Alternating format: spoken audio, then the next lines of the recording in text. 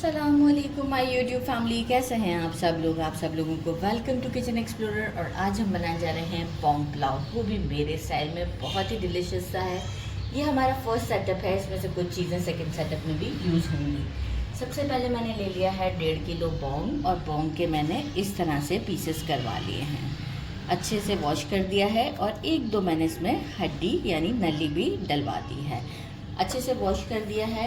और साथ में हमें चाहिए होगा इसकी यखनी बनाने के लिए 2 टीस्पून सॉल्ट, 2 बादियान के फूल, 12 से 10 के 12 के करीब काली मिर्च, 2 बड़ी इलायची, 5 से 6 लौंग, 1 दालचीनी का टुकड़ा, 5 छोटी इलायची, 1.5 टीस्पून ज़ीरा साबुत, 3 तेज़पत्ता और 4 से 5 स्टिक्स करी पत्ता की।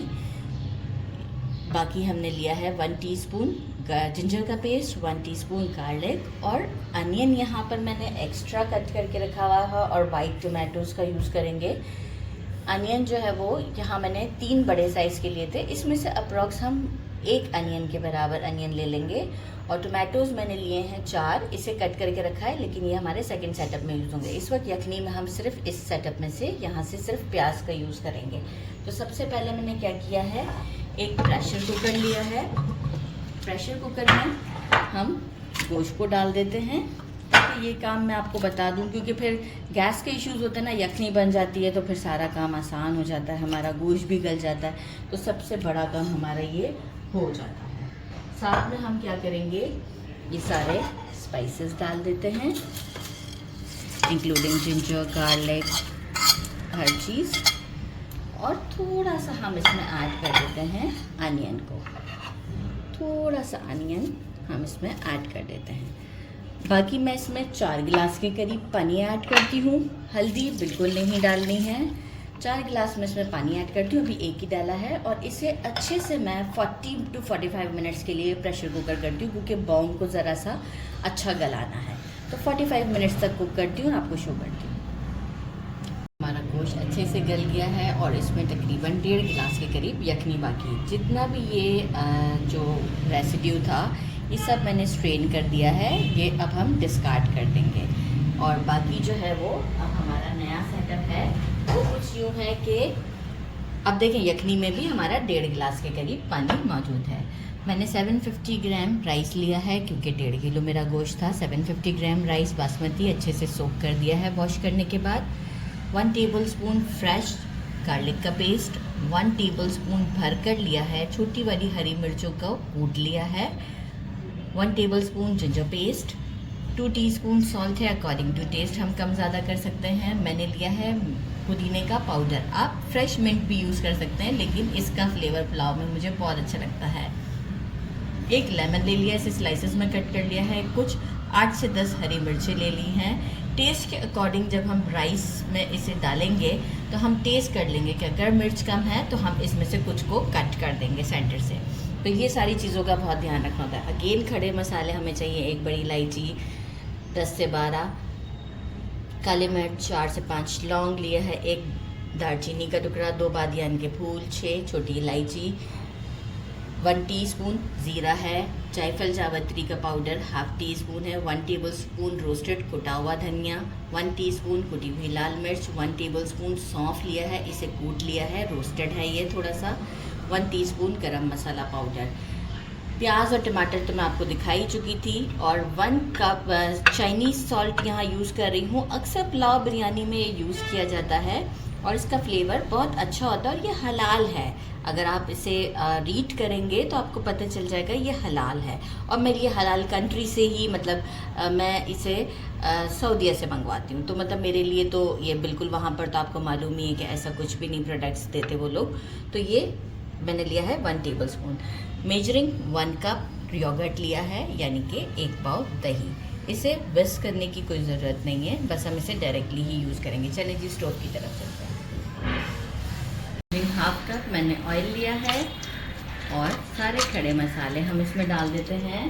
साथ ही में हम इसमें अनियन डाल देते हैं, और अनियन को लाइट गोल्डन करना है, डार्क नहीं, क्योंकि हम थोड़ा सा पुलाव का कलर, टमाटोज़ भी देखें मैंने डार्क शेड के यूज़ नहीं किए हैं, हम इसे लाइट गोल्डन ही, हमारा जो पुलाव का शेड ही है वो थोड़ा सा लाइटर ही होगा।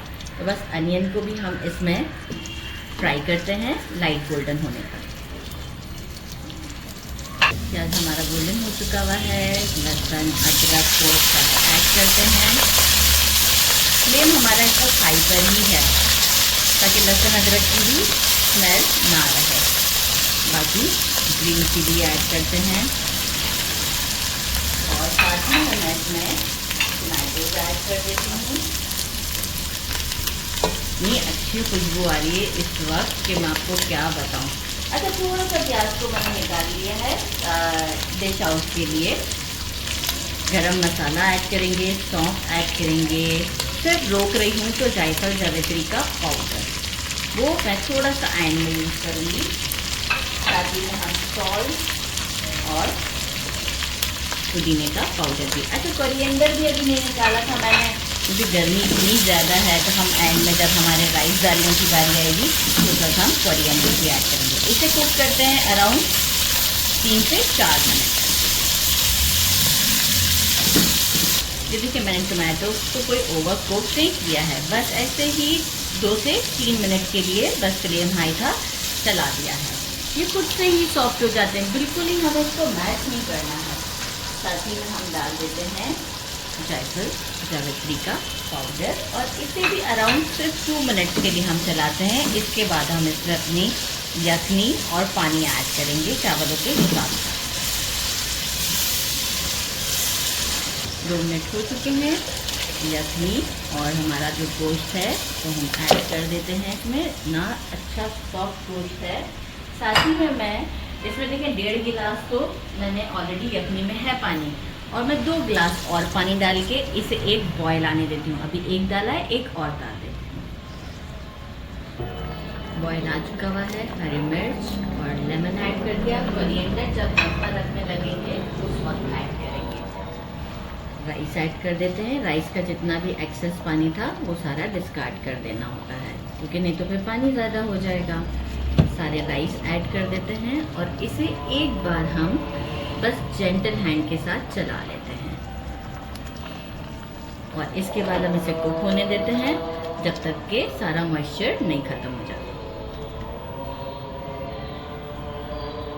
ये देखिए 90% हमारा पानी ड्राई हो चुका हुआ है। कोरिएंडर ऐड करते हैं और एक जेंटल सा मिक्स देते हैं इसे। नीचे मैंने तवा रख दिया है और कपड़े का हम इसे दम लगाएंगे। देखिए क्या शानदार लुक इस वक्त ही है। बस एक मिक्स देते हैं और इसे रखते हैं दम पर। 5 मिनट हम रखेंगे हाई फ्लेम पर और बाकी हम इसे 10 मिनट तक के लिए बिल्कुल स्लो आंच पर रखते हैं और मिलते हैं डिश आउट में। डिश आउट में मैं आपको इसकी लुक दिखा दूँ कितनी ज़बरदस्त है। और अभी मैं आपको इसको टेस्ट कर भी बताती हूँ कि जो गोश्त है वो हमारा कितना सॉफ्ट है। ये देखें, ये आप आइडिया लगाएं, बिल्कुल नरम और मुलायम। रायता बनाना भूल गई हूँ, सोचा था बनाऊँगी पर भूल गई। ये देखें गोश्त कितना सॉफ्ट है, ऐसे दिखाती हूँ। ये देखें नरम और मुलायम बोटियाँ हैं। ये तो काफ़ी गर्म लग रही है मुझे, लेकिन ये देखें नरम और मुलायम है। तो बस ट्राई करते हैं। बिस्मिल्लाहिर्रहमानिर्रहीम।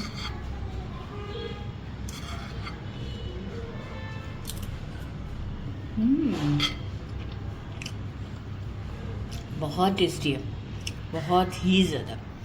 ज़रूर ट्राई कीजिएगा। मेरे चैनल को लाइक और सब्सक्राइब करना नहीं भूलिएगा। अपना ख्याल रखिएगा। अल्लाह हाफ़िज़।